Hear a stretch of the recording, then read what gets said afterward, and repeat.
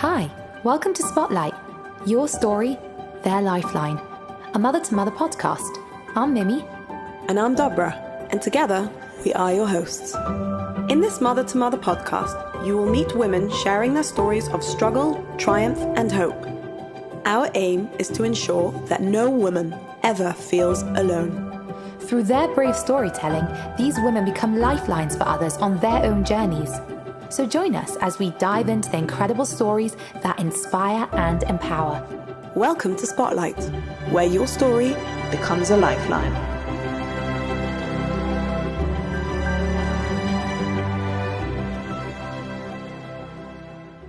Thank you to this episode's sponsors, Leon's and Kosher Kingdom.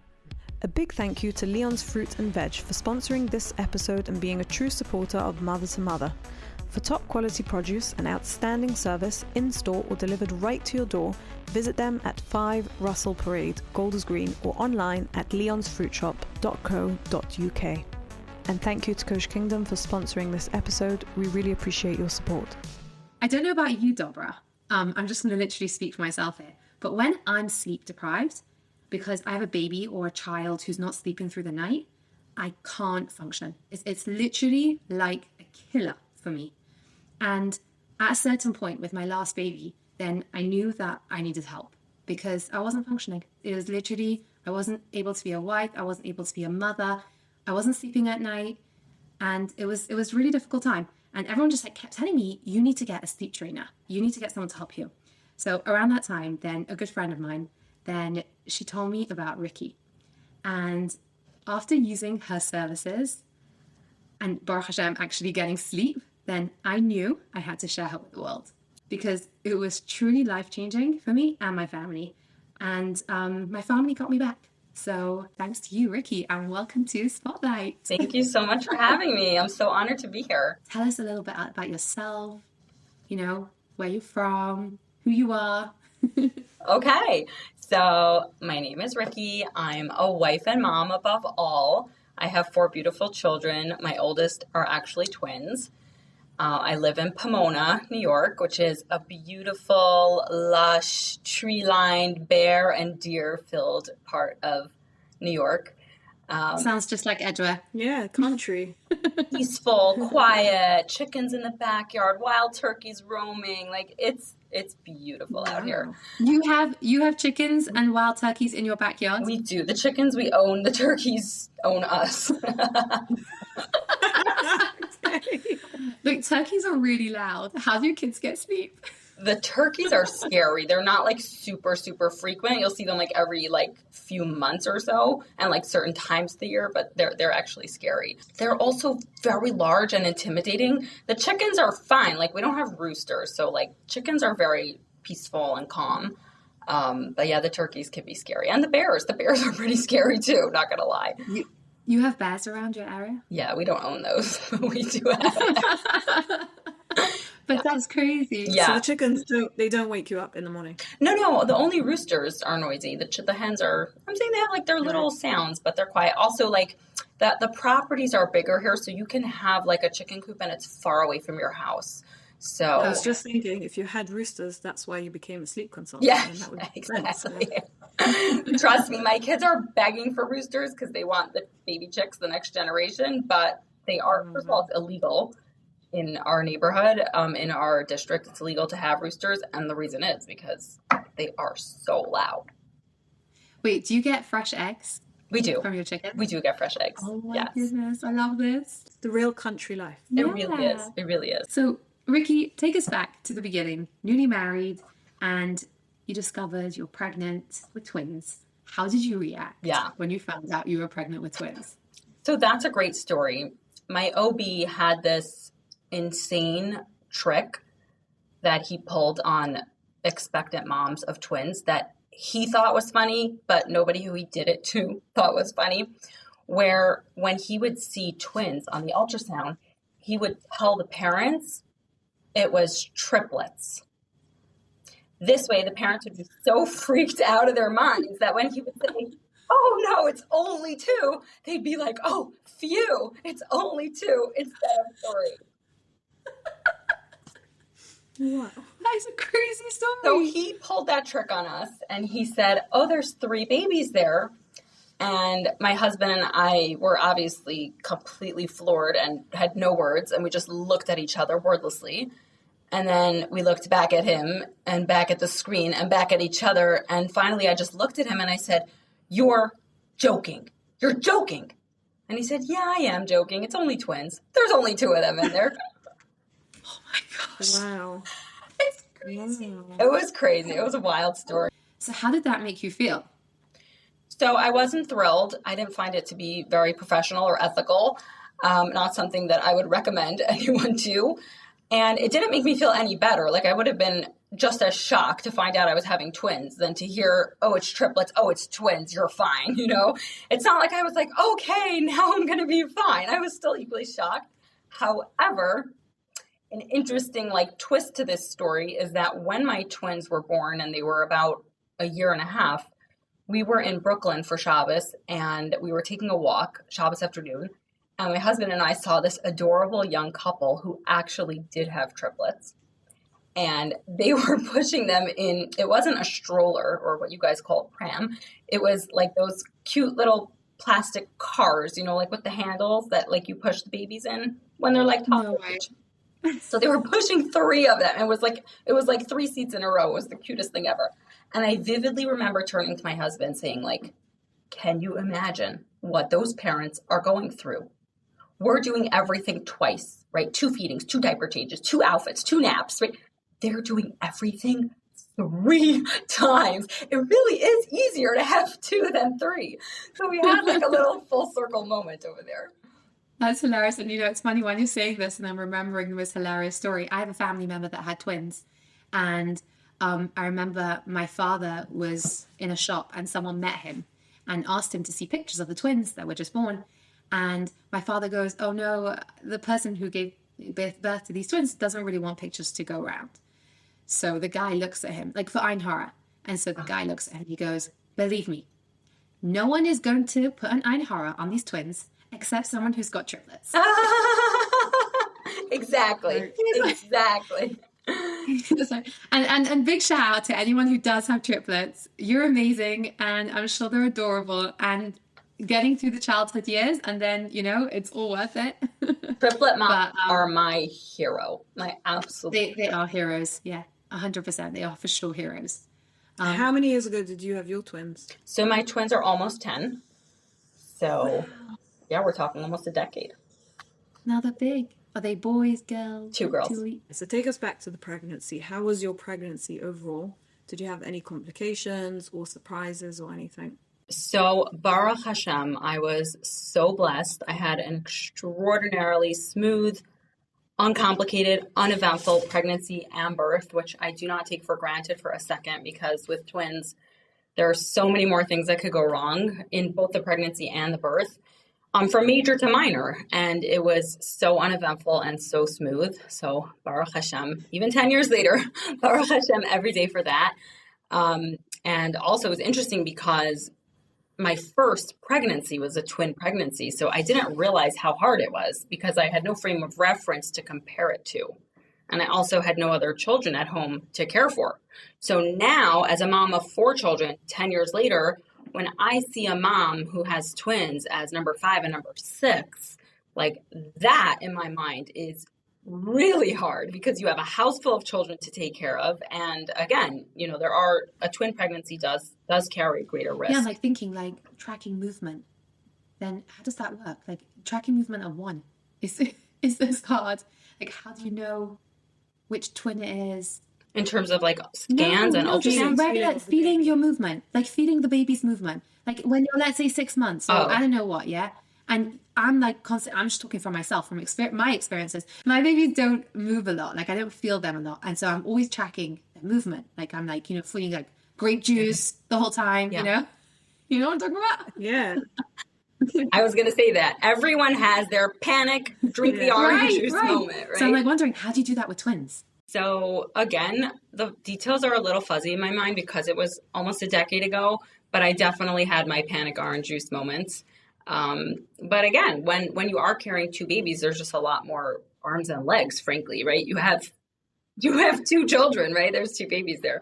So there's definitely a lot of movement. But again, I didn't have a frame of reference of a singleton pregnancy. That's what we call it, by the way. Only twin moms use the word singleton. Other people just say baby, right? But we say singleton. So yeah, I didn't have a singleton pregnancy frame of reference. So it was just like, this is what being pregnant feels like. Then after, when I had 1 baby and then another time, 1 baby, I remember thinking like, this is pretty easy. This is not bad. I could do this again. They always say that, like if someone has like a really challenging baby at the first and then like the next one's all easy. Were you sick in this pregnancy? Yeah, definitely. And then your subsequent pregnancy, then did you have the same? Was it more with the twins or? So some were easier, some were harder. So I wouldn't say that I specifically found it much more. And again, because it was my first pregnancy, I think there's also like the shock factor of your body just like adjusting to the fact that it is pregnant. So, like a mom who's pregnant with her 5th or 6th child, like these things, you don't blink, you know what I mean? It's just like, okay, round ligament pain, nausea, this, that, like it's not fun. It's not pleasant, but you know what to expect. But a first time pregnancy, it's like everything is overwhelming, whether you're having 1 baby or 2 or 3. But before we move on to the birth, because I want to hear about the birth as well, then I'm sure we have listeners who are currently pregnant with twins or just carrying large, bigger. So I'm like talking about the social side of things here now. Did you get comments from people? I know it was a first pregnancy, so very often by a first pregnancy, then not everyone is so big. In my case, and I only got bigger, right? But did you get comments from people? I'm like, what did you say? So I'm a naturally small person. And by the end of the pregnancy, I was, as you can imagine, very much not a small person. And I did get some intrusive and socially inappropriate comments and questions. And I remember one point asking our Rav if I was allowed to lie when people would ask me like, oh, is it twins? Or are you sure there's only 1 baby in there? Right? Or things like that. And, there were some people, some family members, some non-family members, some random people in the supermarket who just like didn't realize that that's not an okay question to ask. Even, I'm saying this was 10 years ago when like social awareness was less than it is now. But even nowadays, like people do cross these boundaries. And I remember asking my Rav, and I said, can I lie if people ask me if I'm carrying twins? And I still remember his response. Like it was through text, and he wrote back with 5 question marks. Are people seriously asking you that? Question mark, question mark, question mark, question mark, question mark. Yes, you can absolutely lie to protect your privacy. It's a totally inappropriate question. People have no right to be asking you that. So of course you can lie. Like it's not even a shaila. So that interaction kind of gave me the chizuk to not be insulted by it, and also to realize if he had such a reaction, like he couldn't believe people were asking me that made me realize like this is not my problem, not my circus, not my monkeys. Like that's their craziness for asking, and I'll just lie and move on. My husband has a niece who had twins, also the first twin girls. She also got a lot of comments in a bar mitzvah kiddush, her brother's bar mitzvah, and after she had, I also remember thinking in my head, wow, she is really big and she's quite early. So, but obviously, didn't say anything. Afterwards, after they were born, I said to her, did you get a lot of comments? And she said, you can't imagine the comments. And she said, do you know what she used to do? She used to say, yeah, they're twins. Yeah, I'm having twins. Like, she used to like lay on with them. Yeah, totally, they're twins. Yeah, I'm having 2. Yeah, maybe 3, And she used to lay on, and that was her reaction. And like, there would be, Like, are you happy you asked now? Like, did you get the answer we're looking for? No, but can I tell you that I carry quite big, and I get asked for my last 2 pregnancies, I get asked, I'm not going to exaggerate and say daily, but almost daily, if I'm having twins. Like, are you sure you're not having twins? Are you having twins? And I always just give the same response. No, I'm having triplets. Just straight. Oh, there you go. It's very straight. I love that. And I've never been pregnant with twins. So what I would say is someone gave me this line, and I found it so helpful because some of these people who were asking the question were people I was going to be interacting with after. So I could lie straight up, but that would be uncomfortable after. So someone gave me a very smart line, And when people would say, are you sure? Are you sure it's not twins? Are you having twins? You look like you're having twins. I would say, we know there's definitely one baby in there. So they would hear, yeah, there's only one baby. And I would go home and say, by the way, there's also another baby in there, which you'll meet at the right time. That's brilliant. But can we just make an awareness here now? Can we please stop asking people if they're having twins or triplets? It's not okay. Sorry, I'm never usually this personal. It's terribly inappropriate. I It's terribly inappropriate to comment on a woman's body at any stage of life, whether she's pregnant or postpartum or a grandmother. It's just not anyone's place to be commenting. Also, even when you're any pregnancy, a singular pregnancy either, I just don't think it's appropriate any time. I'm gonna reference a past episode that we had with someone. She had a miscarriage, and someone came up to her and asked her, like, "Oh, Bashar," not asked her, told her, "Bashar, tell us, so excited." And she was like, she looked at her and she was like, first like, and then she was like, no, I'm actually not pregnant. No, I'm not pregnant. And she's like, what are you saying? Of course you are. Like, you look like you're pregnant. And she was just pushing. I'm pushing. Now, obviously, that's an extreme story. Yeah. I hope most people don't behave that way. But people do comment and don't say anything to anyone until they say something to you. And let's all try and be careful. Agreed. And also for people listening, like if you have made this mistake, it's okay.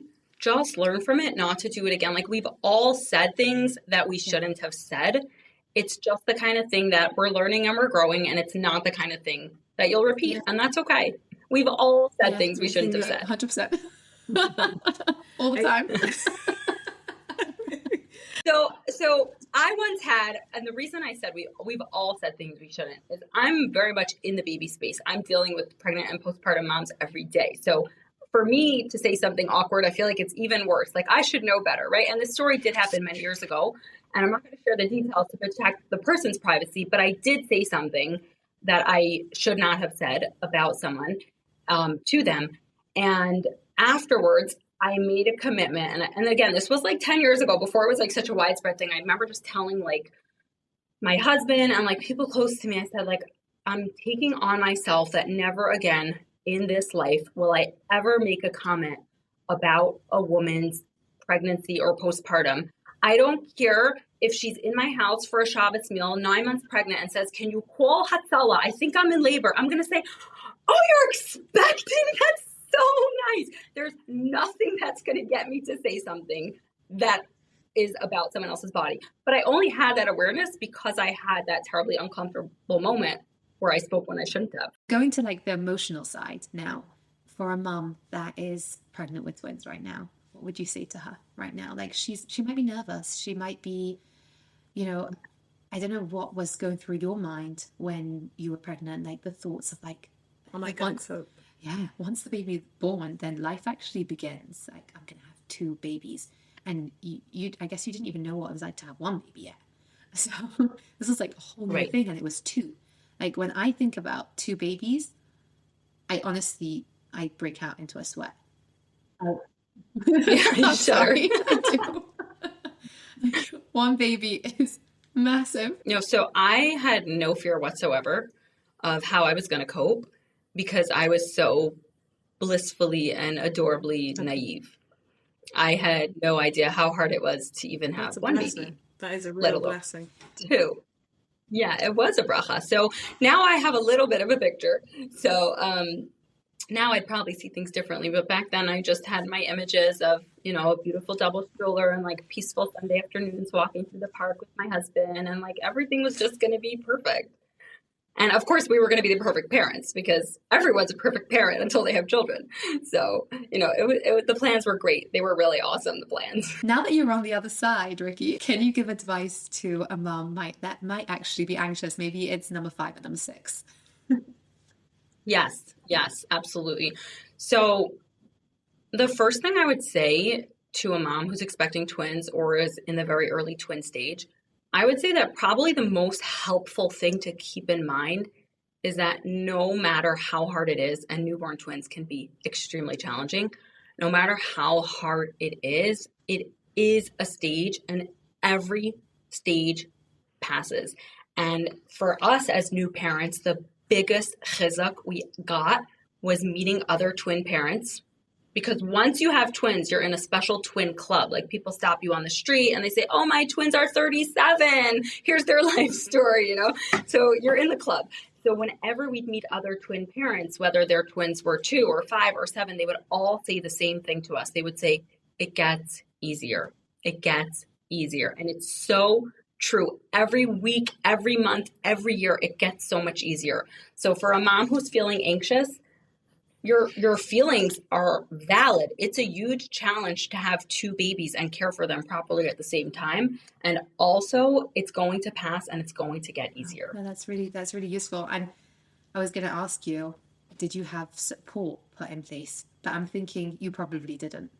You were so that was my next that was my next tip. Get as much support as you can. Now, obviously nowadays, getting a baby nurse is a lot more expensive than it was 10 years ago.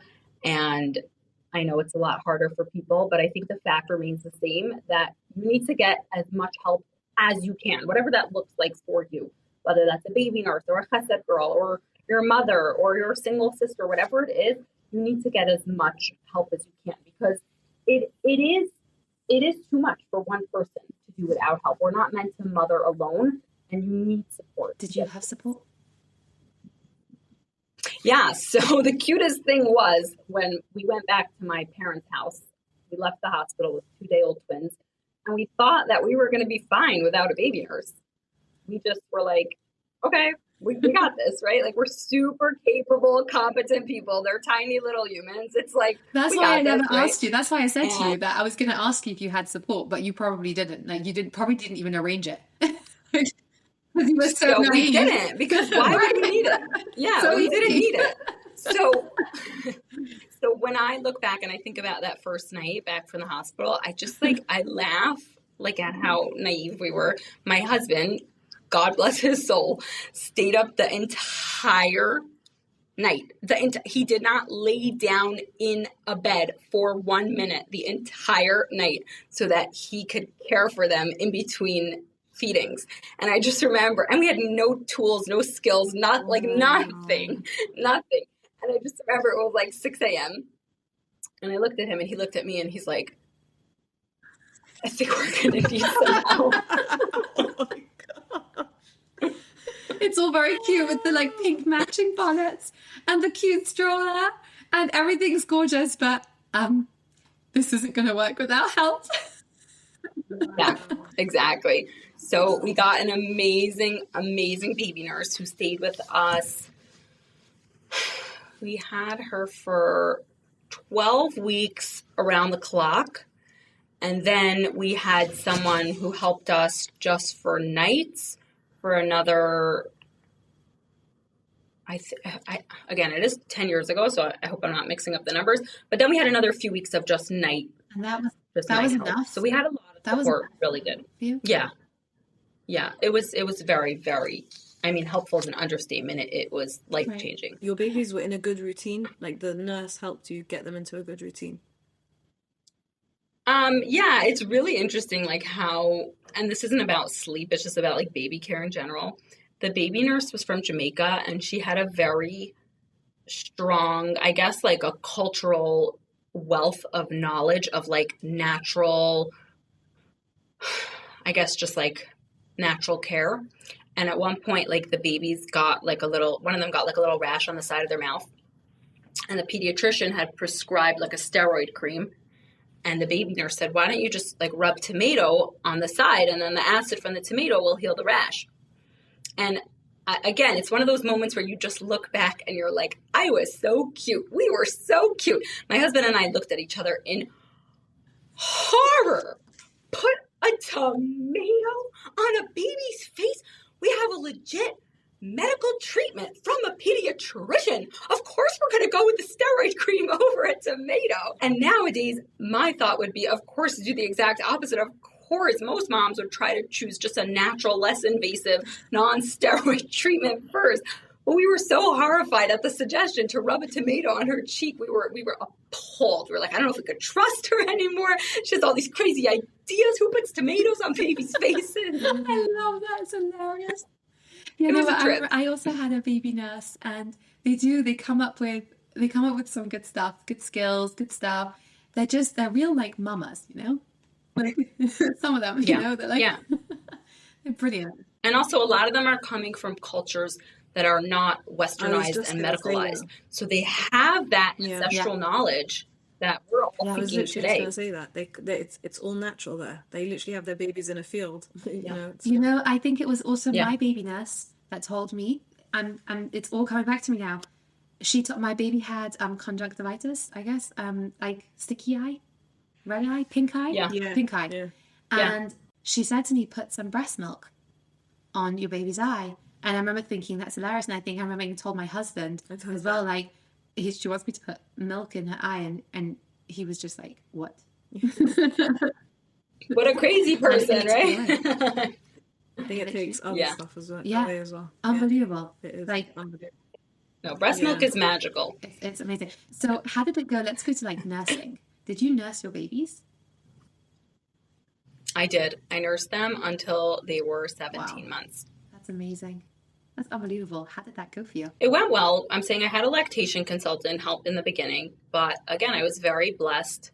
I had a very, very smooth breastfeeding journey, and I just speak with so many moms who struggle and have a hard time, and whether it's, you know, an anatomy issue with the baby or a milk supply issue with the mom or emotional issues. A lot of it also is like how you were raised. My mother was very big on nursing, so I think like a lot of it is just like by osmosis. Like it wasn't even like, oh, am I going to nurse or not nurse? Like I knew I was going to breastfeed.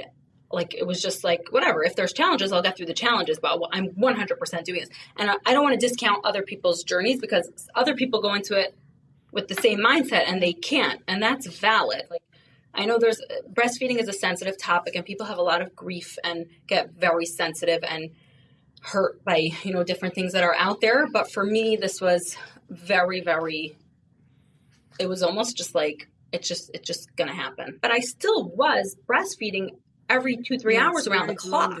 So it was extremely demanding, and I was recovering from a twin childbirth, and this was my first introduction to motherhood. I didn't know what to expect. So I was losing my mind, and my husband was like my ultimate, like, what's the word? Cheerleader?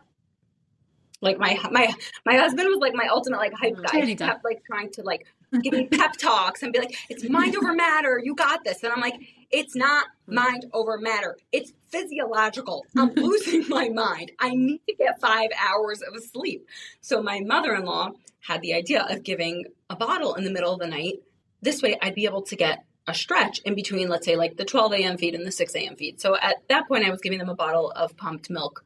I had the baby nurse give them that, and that was a massive game changer because the difference between getting 3 hours of sleep and 3 hours of sleep versus 6 consecutive hours of sleep is the difference between functioning or not functioning the next day. I can so relate because I need my sleep. Same. It's so challenging. You need that just one break. You can't function. I do it for a single baby as well. Always one bottle in the evening. Yeah. And we don't realize also that when we sleep, we process emotions and we process experiences. So think for yourself, like if you don't have a good night's sleep, the next day you still feel stressed out about what was bothering you the day before. But when you get a really good night's sleep in between, you have a better perspective the next day. So it's not just about feeling tired or not. It's like your entire being, your physical, your mental, your emotional being really depends on getting sleep, which really clashes with new motherhood. Right. I find it such an oxymoron that we're new mothers and we're told, go to sleep, go to sleep, go to sleep. You have to sleep to get better. But then we can't because Baruch Hashem, we have a beautiful little baby to look after that's very demanding and needs feeding around the clocks. And my baby, I have like, most of my babies were very, very tiny. So they would eat little amounts very often. So it was the whole time feeding, and you don't get a break. You don't get a break. Probably that's the same with twins. Like, you know, when they're so tiny. Yeah. I mean, they were tiny. And I remember telling my husband, like, as if we get a choice, I remember saying, like, listen, I could do one or the other. Like, either I could heal from a twin childbirth or I could take care of newborn twins around the clock. But I can't do both at the same time. Like, that's too much. But we don't get a choice. We have to do both at the same time. It doesn't really make sense, but it does make sense because that's what we have to do. And I have to give a shout out to Mother right here, because honestly, they were my lifeline when I was trying to heal from a singleton pregnancy. And I know that they help many twin pregnancies and anyone that really needs support after birth. And during birth, they have many different services. So you should check them out. But honestly, like, it was life-changing. They give meals after birth for however long the mother needs. And they helped me with breastfeeding. They arranged a consultant to come and help me because I was struggling. And in the end, she had a tight tongue. So she helped me, the consultant helped me sort that out. And then Baruch Hashem, it was smooth from then.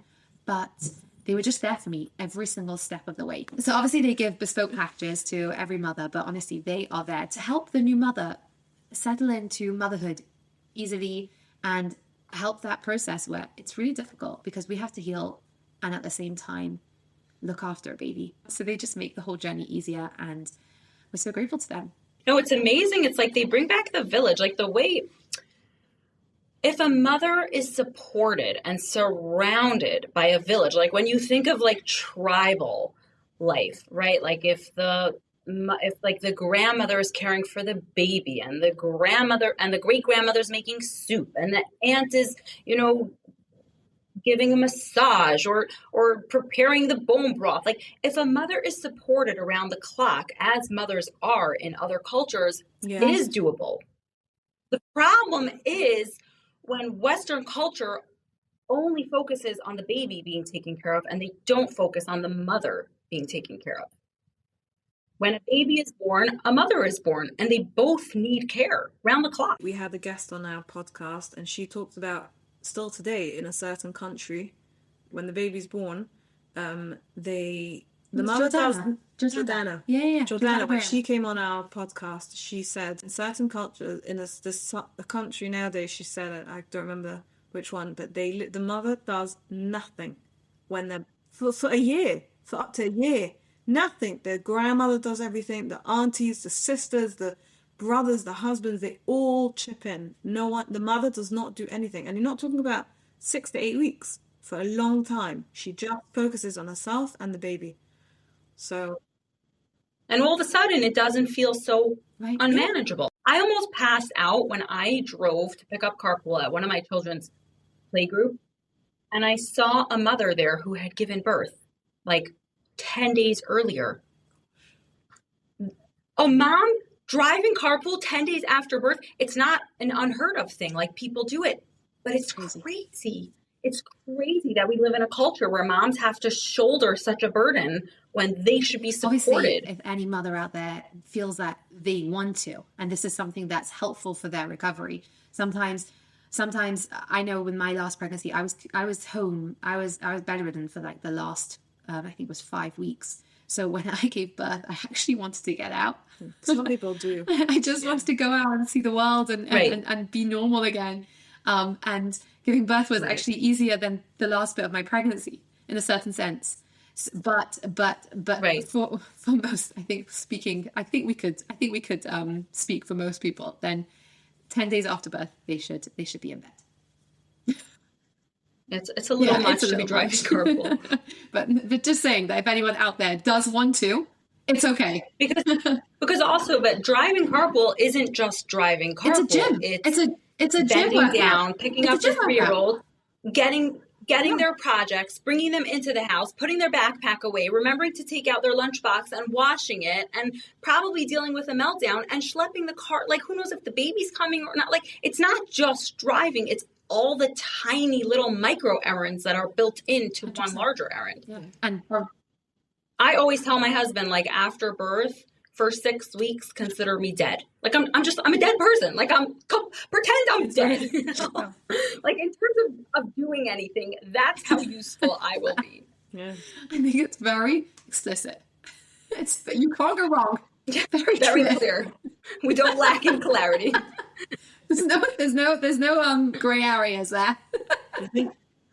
No, it's not confusing what a dead person can do, right? Oh, that is hilarious. I think I'll use that line next time. So I've shared this line with friends before, and people react very similarly to it each time. They say like, oh my gosh, like, okay, first like, oh, that's a crazy thing to say. But then they're like, wait, but that really does set like a very clear expectation around what I can and can't do. Like, a dead person can't drive carpool. You know what I mean? Like, everyone should live and be well. That's hilarious. But I also found that really interesting what you just said about going to sleep. You need to, Process. I haven't heard that before. Yeah, you need to process your emotions. So if you don't sleep, you wake up the next day and Back to square one. yeah, you're still feeling the emotions of the day before, Yeah. which is really interesting. I've never thought of that. 100%. And the way I explain it to my children in a very, non-scientific manner is that sleep is a car wash. It's a car wash for your brain. It's a car wash for your heart. And the science supports this. Your brain is bathed in chemicals as you sleep that help you, again, process emotions, piece different pieces of information together. That's why like you can go to sleep with a problem and wake up with the solution because your brain's working very hard while you sleep. So again, Hashem has a plan. There is a reason why new mothers are set up to get broken sleep. We don't necessarily understand that plan, but the fact remains that you are lacking in certain benefits. And very when often you're at that constantly time, you broken. can't make decisions. You just say to your husband, like, can you decide on this? Because I can't. So Riki, now I have the big question. How did sleep go for your twins? Were they just born knowing how to sleep, like 12 hours? Take us back. Totally not. We'll be right back to this episode. Hi, I'm Danielle, a founder of Mother to Mother, an organization that supports and empowers women on their motherhood journey. We offer a wide range of services to make sure that every mother can thrive. From emotional support services to mother and baby groups, practical help, health information, a community kitchen, and much more. Mother to Mother builds communities of women to support each other. By tuning into our podcast, you have joined the Mother to Mother family today. Welcome and enjoy the episode. All right, so my beloved Jamaican baby nurse put them to sleep on their stomachs because that's how babies sleep better. Stomach sleeping is the number one risk factor for SIDS. But again, we didn't even know what SIDS was. Like, we were clueless. And I remember at the first pediatrician visit, again, ways not to talk to new parents. The nurse was asking us, like, how do they sleep? Do they sleep on their back? Do they sleep on their side? And I said, oh, they sleep on their stomach. And she's like, well, do you want them to die? And I said, no, thank you. And she said, well, then you better put them on their back. And I just said, like, why can't you just say that nicely? I'll still listen to Did you say like, that, Tom? You don't have to You said threaten that, Tom? Go you. me. So, And obviously for listeners that don't know what SIDS is, it's sudden infant death syndrome, otherwise known as cot death. And I think obviously that was what the nurse was referring to. that's part of our approach at Baby Sleep Maven is that the approach is that every mother makes her choices that feel right to her. There are safe sleep guidelines that are universally recommended, and there are safer ways to do things. Like, for example, bed sharing. Like, if a mom wants to take her baby in her bed because that's the way she's getting sleep, or that's the way she wants to bond, or that's what she ideologically believes in is the best way to promote attachment and cultivate attachment for her child, then learn how to bed share safely. There are ways to do it that will minimize the risk dramatically. Like, there are a few simple things that you can do that make it a lot safer.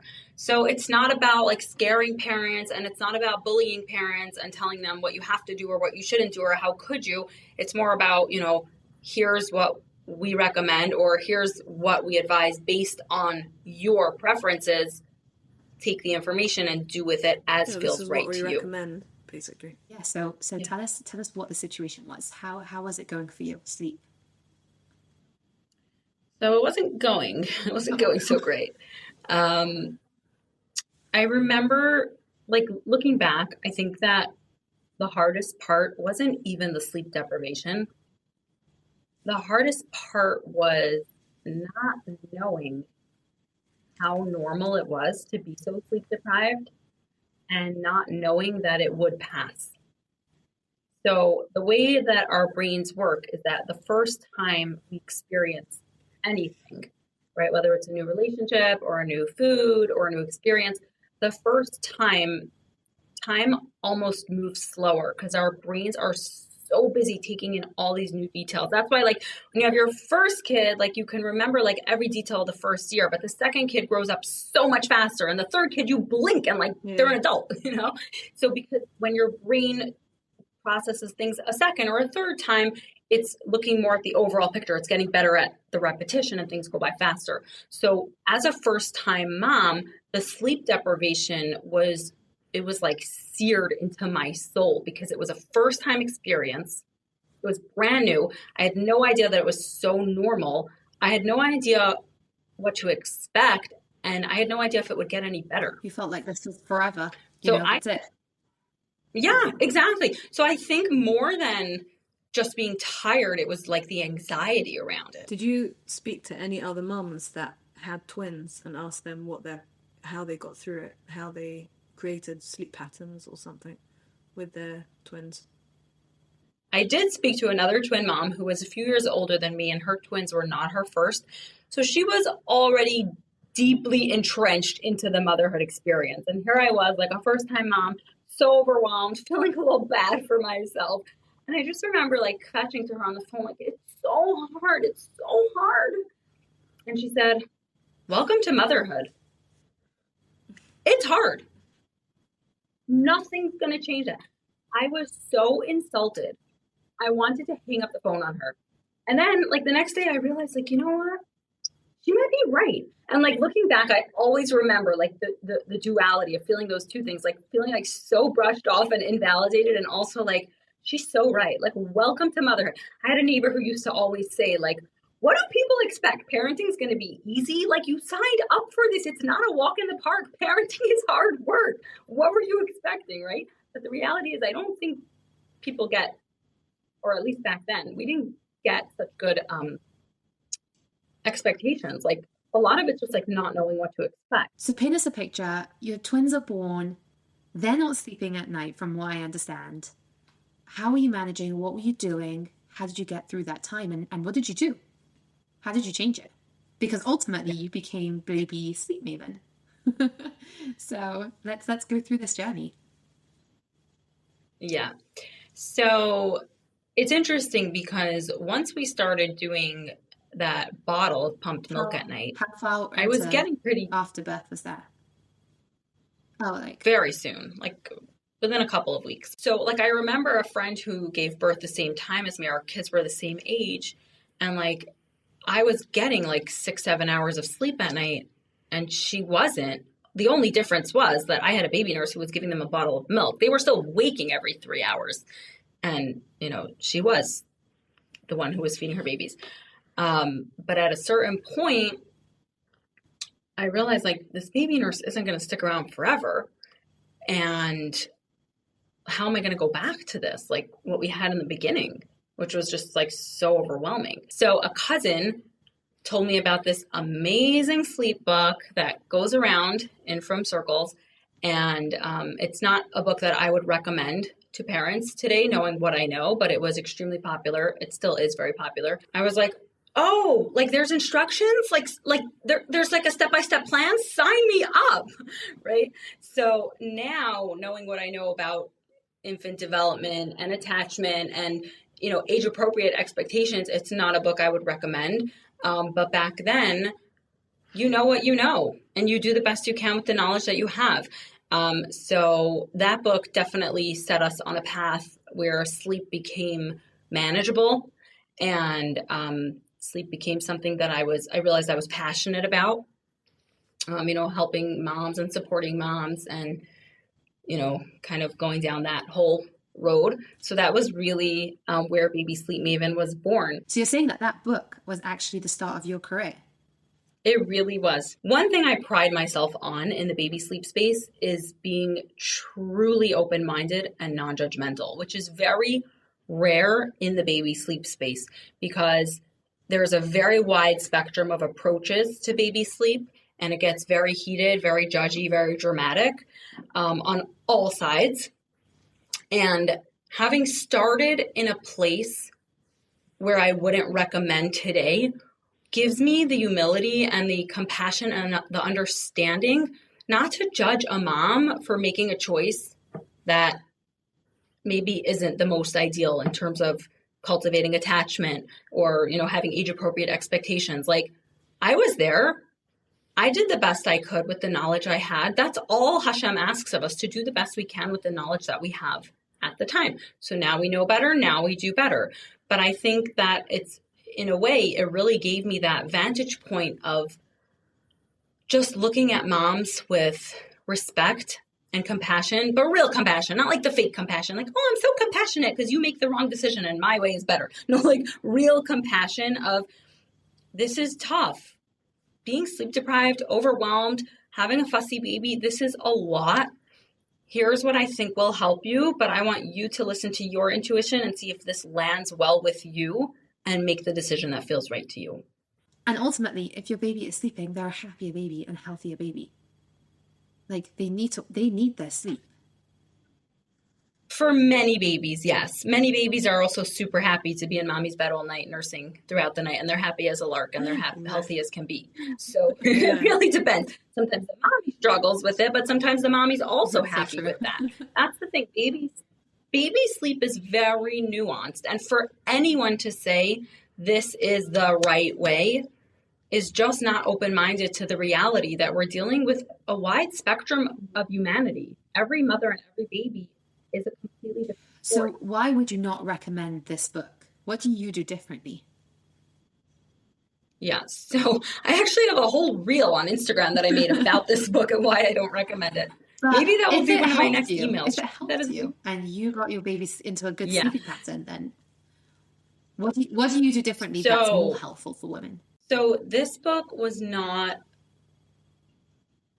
up to date in terms of attachment theory, in terms of age-appropriate expectations of baby sleep. Did you tweak it? Did you tweak it for your own babies? Did you follow the guide completely, or did you tweak it your own way? I did tweak it, but still, even the basic principles are off. Okay. They're off. It's just the understanding of infant neuroscience and infant development is just very lacking. It's a very old school book. I'm not understanding. In what way is it old school? Can you give an example? Meaning, like what you said before, like there's no one size fits all, right? So I'm assuming that's what you mean when it comes to this book. Maybe that they had a bit of that approach. In a certain regard also, but I'll give you a very, very neutral example. This is nothing to do with like attachment or infant development. This is just a very powerful example. But the book suggested that, a 3-month-old baby take a 1-hour nap in the morning and a 2-hour nap in the afternoon. And like, that's it between, dawn and bedtime. When a 3-month-old baby really needs to be going down for a nap like every hour and a half, max 2 hours maybe. And it's very, very normal for a baby at that age to take a 20-minute nap, a 30-minute nap. Like an hour nap at that age is rare. Then you have like an amazing unicorn sleeper, good for you. But reading that in a book is going to give you unrealistic expectations. And this is one of the reasons I don't recommend the book, is because it puts so much pressure on new moms to expect their baby to follow the program. And they do use the words in the book, baby boot camp.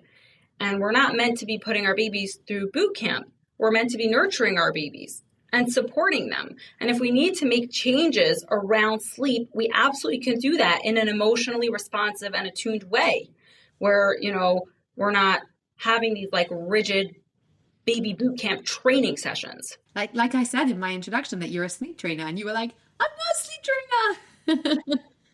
Yeah, I hate the term sleep trainer. And it's funny because I was talking to one of the sleep consultants on my team, and she was also like, I know every time someone says the word sleep trainer, like my whole body tenses up, because it gives, first of all, when someone says sleep trainer, they're usually talking about someone who's promoting either cry it out or Ferber methods. And they're very behavioralist, very like, you got to teach the baby's got to learn, the baby's got to get with the program, right?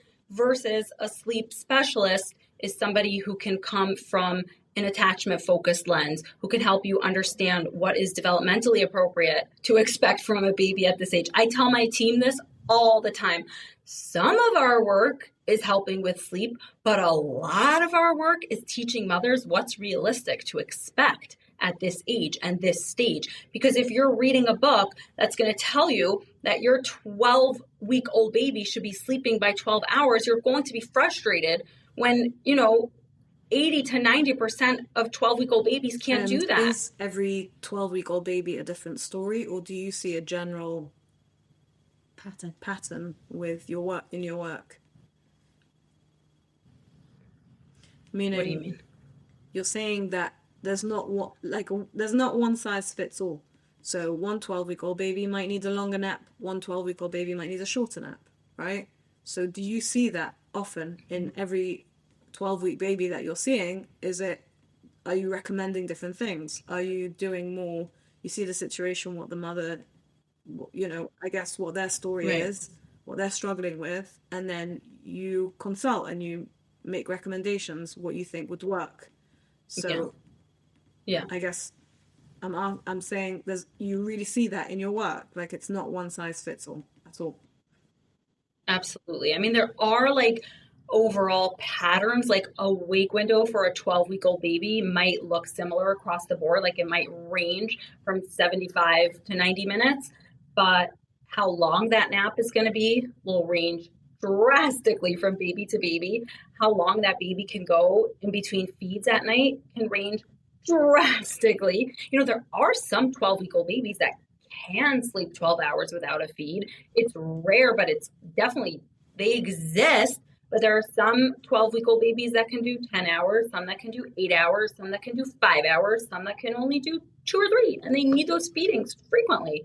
Mimi, you said your babies were tiny and they needed feeds frequently. Like, there's different physiological needs. There's also different emotional needs depending on how the birth went. Like babies who went through birth trauma, they're going to be waking more frequently because they're going to be restless and not settled, and they're looking for that nervous system support. So, another like kind of outdated approach that this book had is that like it's all about if your baby is hungry or not. Like stuff them with X amount of ounces every 24 hours so they're not hungry at night. This way you could force them to sleep 12 hours at night because they're not hungry. But what about a baby's need to be close to their mommy? What about a baby's need for reassurance? What about a baby's need for soothing?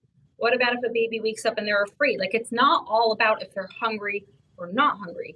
So the way to approach sleep from a holistic perspective, taking in the baby as an entire human, doesn't fit with that approach. Isn't it very often a mother has intuition and it's all quite pretty obvious?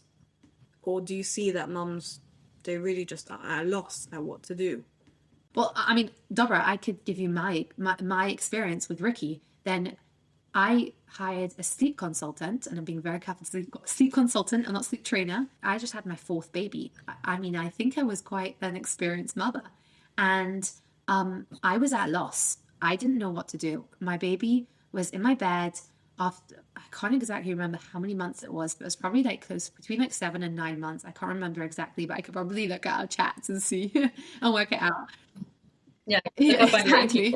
And I remember I was at a loss. I didn't know what to do. I never had this issue with my other babies. And she was delicious. She was amazing. She was the happiest baby. But she was in my bed and I was not getting quality sleep and I wasn't functioning. And working with Riki, then it was the most amazing experience. So Riki, as I understand, you don't actually do sleep consultancy anymore, right? You have a team that work for you, right? So yeah. Do you work with any mums like personally, or you don't? So what I do to make sure I'm really staying current with like what moms are struggling with, First of all, I'm in the Instagram DMs and emails, and I'm seeing like what the moms are emailing in with questions about and responding. But I shadow consults twice a month. So when my team is busy working with moms, twice a month, I will pop in there, camera muted, camera off. The mom gets a heads up in advance. The sleep consultant gets a heads up in advance. Riki will be shadowing your consult today, so that I'm there on the ground hearing what moms are saying, what moms are struggling with, what moms are hearing and saying, so that we can, adjust our support as needed. My support was obviously very personal and very specific to me. We had a consult. And Riki, you were shadowing at that time, I remember. And she asked me a lot of questions about my personal life, my situation, what's going on. And you and the sleep consultant made a sleep plan specific for my needs, and we worked on it together. And what was amazing was she made sure I was really comfortable with it. Like, I personally don't want my baby to cry, and I'm happy to stay, and whatever. It was very personal to my needs. And the crazy thing was that I was even traveling in the middle, so you could think that could like throw us off. But it didn't, Baruch Hashem, and we worked together through it. And Riki, you have this very cool app, and I was in touch with my consultant through the app, and what was very cool about it was even the time difference, because she worked during the day and that was my night. So she was on hand in the moment. I remember messaging her. I got lucky. I remember I guess anyone from England, if they use your services, will be lucky. And Israel, exactly. It's really cool. Yeah, because of the time difference. Moms will message me from Israel and say, like, do you work with moms from Israel? And I'm like, you don't know how lucky you are. You're going to get someone in the middle of the night. Exactly. It was live. Literally live. I remember like messaging her at the time on the app. And I'm like, okay, I'm doing this and it's just like not working. Like, help me, and she'll speak me through it and everything. And it was incredible. It was really incredible. How long later did it take? 2 weeks. Yeah, and 2 she weeks. was sleeping. Exactly, yeah. It wasn't just about the time. She gave me skill. That's what she gave me. She gave me skill that I could pivot back to this training method, because I don't know about anyone else's babies, but my babies go through stages, and sometimes they start waking up again. And it doesn't, it's a very sweet honeymoon stage where they're sleeping and then they wake up again. Mm-hmm. So I went back to those skills, and I obviously wasn't in touch unless I needed the support. I would have been in touch with you, Riki, but I didn't need the support because I felt like I had my plan. I had my structure that worked for me and my baby specifically. It was not a book that was like, this is what you have to do. It was specific to my needs and my situation.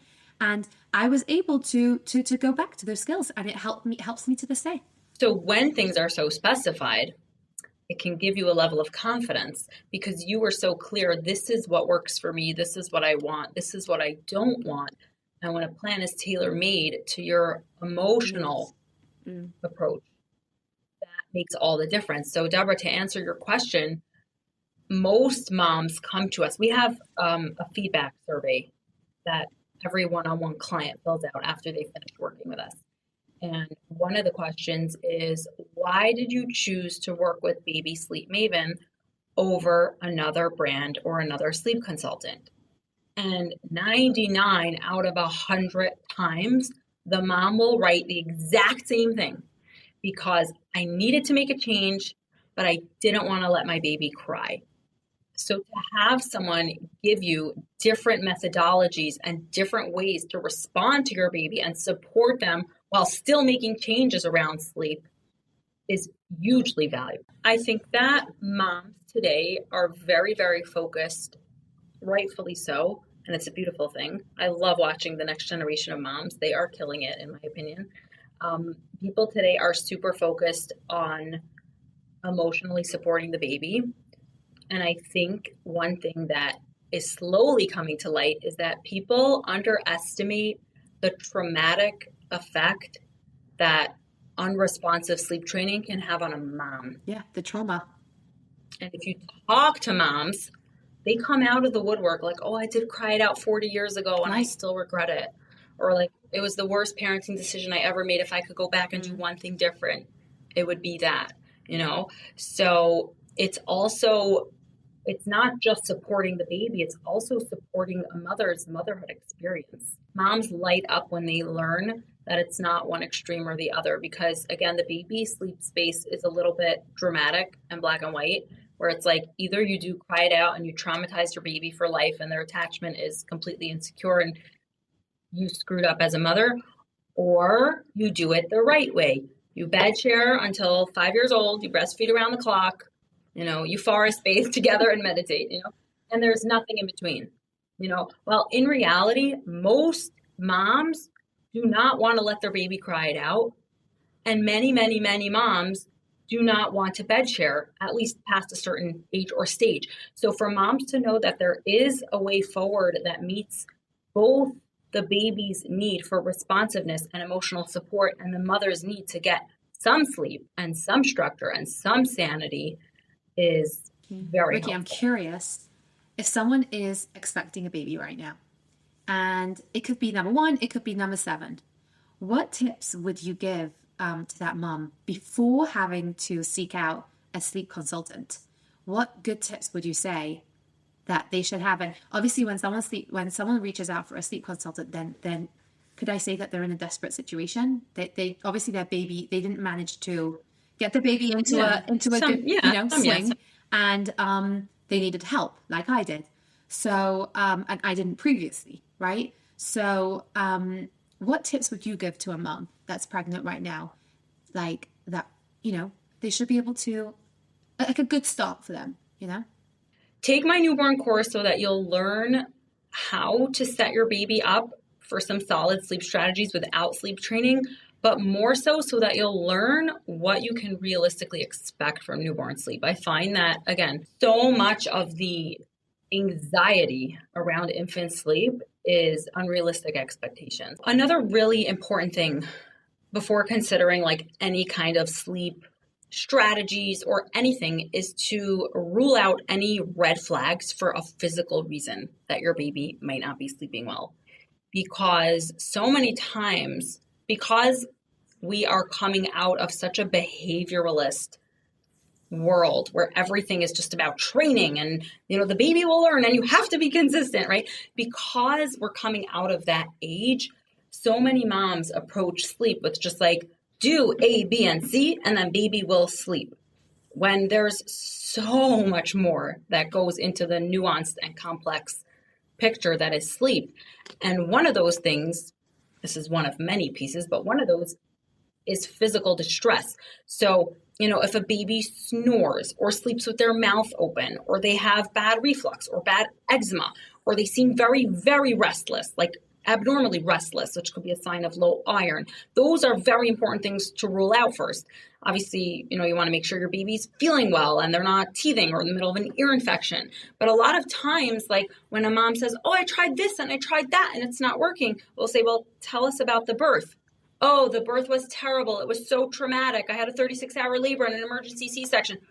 Oh, well, maybe your baby is carrying tension from that birth. Have you ever tried going to an osteopath or a chiropractor or craniosacral therapy, and then the mom will report back, oh, I did a few sessions and okay, it's not magic. The baby doesn't start sleeping 12 hours, but all of a sudden the baby's less stressed and the baby's more relaxed and the baby feels better, right? And a baby who feels better is a baby who can relax, and a baby who can relax is a baby who can sleep. So that's number 1, to rule out any red flags. Just to add in here, Mother to Mother actually train their volunteers to listen, and they really emphasize with women's traumatic birth stories. And when a woman needs more, they signpost to a qualified birth trauma specialist. Another thing that's really helpful to learn in the early infant stage is to make sure that your baby is going down for naps at a time that's developmentally appropriate for their age range so they don't get overtired. So we call these wake windows. Wake windows are not evidence-based, but they really work. So it's worth giving it a shot. You can Google wake windows for your baby's age, but it basically means every baby can stay awake for a certain amount of time before they go into overtired mode. And a baby who's overtired is going to fight sleep more. It's going to be harder for them to relax and fall into sleep. So knowing what your baby's wake windows are, and they do vary from baby to baby. They're individualized, but they generally fall within an age range. And knowing what those wake windows are is almost like a cheat sheet to getting better naps. And the third foundation that parents should really put into place is to consider what their values are around sleep. Is it important for you to have your baby in your bed with you? Is it important for you that your baby never cries? Is it important for you that you can keep night feedings? Figure out what your non-negotiables are, and then you can come up with a plan that aligns with your parenting style and feels right in your heart. And that can change. Depending on the stage. Yeah. Right. Depending on the stage, depending on the child, depending on what life throws at you. We've had so many moms who came to us and said, I swore I would never sleep train. It was like the worst, most terrible thing a mother could do to her child until X, Y, and Z. Please help me support my baby, but help me get better sleep. I mean, we've had the crunchiest moms come to us. I'm talking about home water births, committed bed sharers. This baby has never seen and will never see a chemical in their entire lifespan. You know what I mean? Like, attachment theory is their Bible. So it's not, the world is not a black and white place. Like, you can make changes if you see things aren't working for you. And that doesn't mean you're resorting to Ferber or cry it out methods. You can support your baby and still make changes around sleep. Amazing. Yeah. That's amazing. What are the common things, like mistakes that you see moms make? Unrealistic expectations. This is like the number one thing we see. So thinking that, making changes around sleep or signing up for a program or even just buying the course is going to turn your baby into a robot or a sleep unicorn. Or once a baby sleeps through the night once, like they're always going to sleep through the night. And like if they start teething or they get sick, like, what happened? It broke, right? It's not working anymore. Right, like what Libby said, she had to pivot back to those. Loads of times. I still have to do it. And my baby's like 18 months now. Yeah. I'm still using those skills because she's currently not sleeping at the moment. It's been a very, very long road from those early days to the Baby Sleep Maven approach as it stands today. It's pivoted, it's evolved, it's changed many times, as I've changed in my own sleep philosophy. I'm a very different mom today than I was then. So it's very, very different today. Back then, there wasn't nearly as much information out there about attachment and about responsive sleep and the importance of responsive caregiving, both day and night, and the impacts on the child. Can I pause you here and ask you, what do you mean when you say... I'm done. What do you mean when you say responsive? Okay, so to break it down in the simplest terms, responsive sleep support is when you're with your baby and you're setting a boundary around sleep, like we're not going to be bed sharing anymore, or we are going to be weaning, but I will still be there with you, and I will hold you, and I will sing to you, and I will rub your back, and if it's too much, we'll take a break, and we'll try again next week, or after this growth spurt, or whatever. Non-responsive sleep training is cry it out or Ferber, when the baby cries, and you basically ignore them. You're non-responsive. So you got your twins into a good sleeping pattern through this book that you don't recommend. What makes your sleep consultancy different? I love that. So when I started out as a sleep coach, from sleep consultants were super rare. There were only 2 other in existence that I knew of, maybe 3.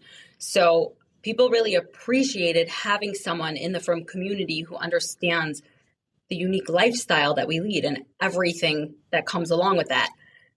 But today, sleep coaches are a dime a dozen, right? Everyone and their mother calls themselves either a sleep trainer or a sleep coach. So what differentiates us at Baby Sleep Maven as a brand is that we offer presence-based responsive sleep strategies only. So there's no Ferber, there's no cry it out. You're always with your baby, supporting them the whole time. We educate moms on safer bed sharing. We don't tell moms, oh, you're bed sharing? Don't do that. We say, if you're going to bed share, here are the tips to make it as safe as possible. We don't have opinions on how mothers should raise their babies. We let the mothers lead with their intuition, and we give them supportive strategies based on what feels good to them. We're very much a parent-led space, and that, combined with being a community-centered brand, makes us really unique in the sleep space. Baby Sleep Maven is the only sleep consulting company in the frum world today that has a team of sleep consultants who understand what it's like to navigate Shabbos, navigate Yontif, the weekend at your in-laws, carpools, large families, and all the details of frum life. And we're really proud of that. And I think that's why I responded so well to it, because you understood Shabbos, you understood all different things that would come up in the Jewish day-to-day life. And that really supported me and helped me even through traveling, as I said, everything, which was so helpful. And I definitely recommend Baby Sleep Maven, especially for the English people, because of the hours, as I said. It's brilliant. But yeah. At what point did you need to expand? So I guess I'm assuming you started by yourself and now you have a whole team. So at what point did you feel, okay, I actually need more people here? Like there's such a demand for this. Yeah. So it's a great question. There was a certain point about 2 years ago where I felt like I just couldn't continue anymore. As in, I couldn't provide the level of service that I wanted every mother to get and still continue to grow the brand. I could have cut corners. I could have given moms less. But one of the things that's a big value for me is that moms get concierge service and they really feel like their hand is held throughout every step. So at that point, I knew if this brand was going to continue to grow, I would need to take a step back from the actual consulting and bring on a team. And since then, we've brought on 3 phenomenal sleep consultants. Shout out to my amazing team. We have Malki, Racheli, and Hindi. Hindi's a twin specialist, so that's really cool. Another twin mom. And yeah, my team is amazing. Have you ever seen the family where, the mom and the baby, they're really struggling and you feel like you can really help them, but maybe they're not able to contact you because they can't pay the funds? Have you ever thought about having a section where maybe they should be you should be a charity? Absolutely. It's very important that everybody has affordable sleep help if they need support.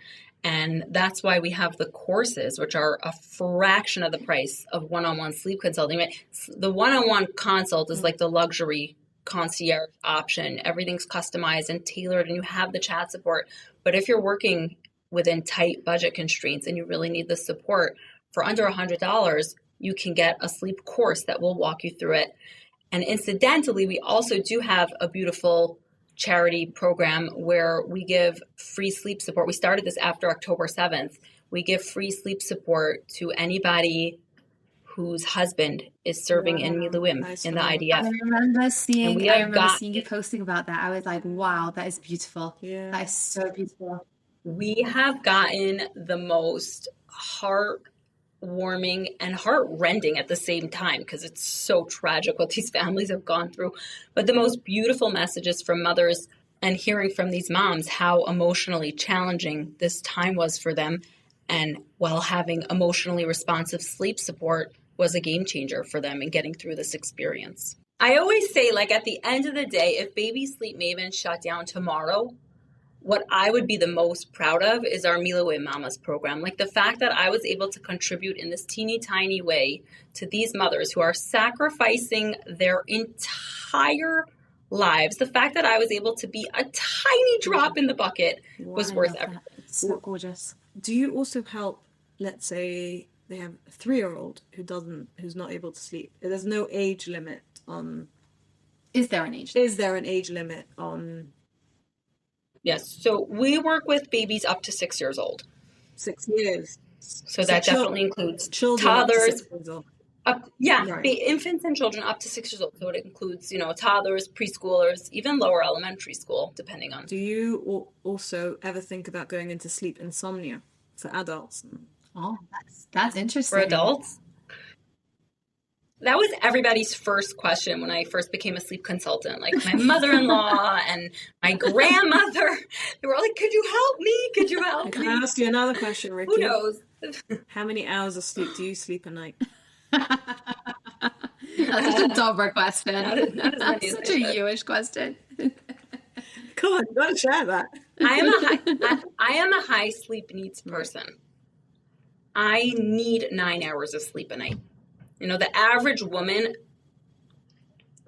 ideally, to be in good health, the average woman needs 7 to 9 hours of sleep.